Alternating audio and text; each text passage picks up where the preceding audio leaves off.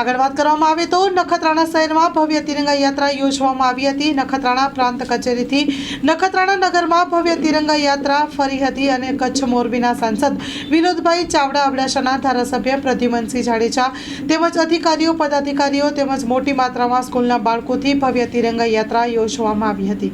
Story report by Pankaj Kabira, Nakhatrana.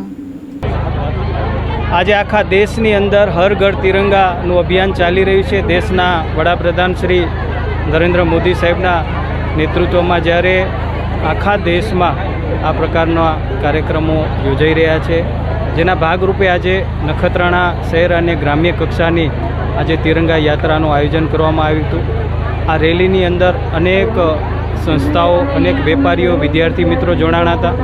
જિલ્લા પંચાયતના આદરણીય પ્રમુખ શ્રી જનકસિંહ જાડેજા, આપણા વિસ્તારના સન્માન્ય ધારાસભ્ય શ્રી પ્રદ્યુમનસિંહજી જાડેજા, ચૂંટાયેલા પ્રતિનિધિઓ, વહીવટતંત્રના અધિકારીઓ, કર્મચારીઓ, પોલીસ મિત્રો અને ખાસ વિદ્યાર્થી મિત્રો જોડાઈ કરીને ભવ્ય આજે એક માહોલ બન્યો હતો। આપણા બધાના હૃદયમાં તિરંગાનું અનેરું સ્થાન છે। તિરંગો આપણી આન અને બાન અને શાન છે અને દેશભક્તિનો માહોલ, રાષ્ટ્ર પ્રત્યે હંમેશા આપણો પ્રેમ બની રહે, આ પ્રકારના ભાવથી આજે ભવ્ય નખત્રાણા મધ્ય રેલીનું આયોજન કરવામાં આવ્યું હતું। ત્યારે સૌને શુભકામના પાઠવું છું।